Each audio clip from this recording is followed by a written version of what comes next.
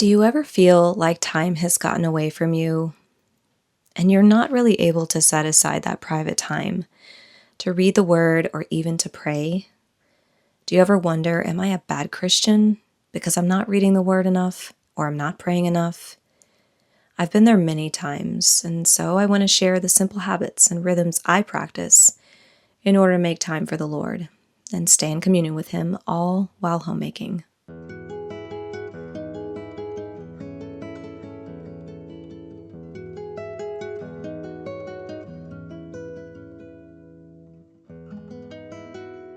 When I first started homemaking, I did not have it together. I still don't. There are seasons when waking up early is difficult, responsibility and chores seem overwhelming, and there's just a lot going on.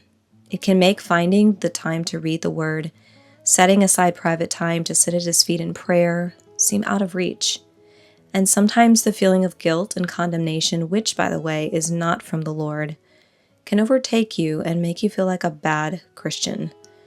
So you do more, or at least try to do more, by reading the Word every little chance you get, or just going to the prayer closet to say a few words to acknowledge the Lord's presence, but you still feel far from Him. Your relationship with Christ doesn't grow by doing more, but by abiding in Him. Reading the Word and setting aside private time for prayer comes with having a relationship with Christ.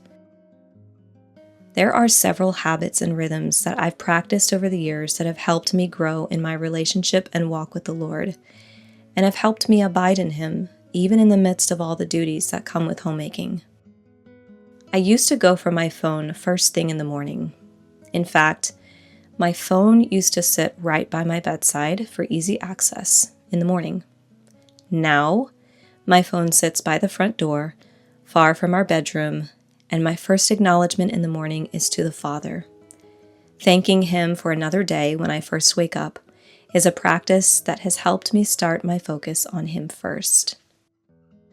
In seasons of struggling to wake up early, even when doing the right things, which only leaves maybe 30 minutes to an hour of time alone with the Lord before the rest of the house begins to wake, I'm finding that meditating on even just one scripture or one passage is so nourishing to the soul and spirit.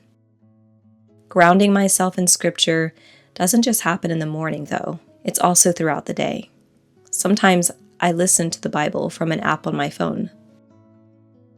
The same applies with prayer. Some may think that prayer should only be for a dedicated time and place, which is good and should happen. But prayer is and should be the anchor throughout our days. It leaves an open line of communication to the Lord throughout the day. You can pray while washing dishes, doing laundry, cleaning the house, cooking, gardening. Including the Lord in every aspect of my day keeps me abiding in Him, in His presence, and in His peace. Prayer has been such an integral part of my walk with the Lord, but especially through learning the art of homemaking. I honestly don't know how I would have made it without this essential part of walking with Him. He is near during those times of private prayer and studying His Word, and He is still near even when life gets busy. Several years ago, I started listening to worship music as I did chores around the house, and if you need any recommendations, I have my favorite one listed below. Most of my days now are spent in peace and quiet, but there are times when I still feel the nudge to listen to worship music. It's helped keep my heart posture pure and soft towards the Lord. It even encourages me to pray and talk with the Lord, or even just sit still in His presence. One 30-second pause in the middle of any task to think about the Lord and acknowledge Him restores inner peace more than a 30-minute podcast will ever give. Oftentimes, my husband will hear me humming a tune or singing songs of praise as I walk down the hallway to bring freshly dried clothes to the bedroom to be put away, as I prepare dinner, or while I do the dishes. There is joy that comes in praising Him through song, hymns, and hums of praise. It's through these simple habits and rhythms that I've been able to make time for the Lord and grow in Him. Although I may not be spending 1 to 2 hours studying the Word or in prayer for more than an hour, just acknowledging Him throughout the day, through these things, has helped me to abide and remain. Sometimes we just go through seasons where we have to acknowledge that it's not always going to look the same.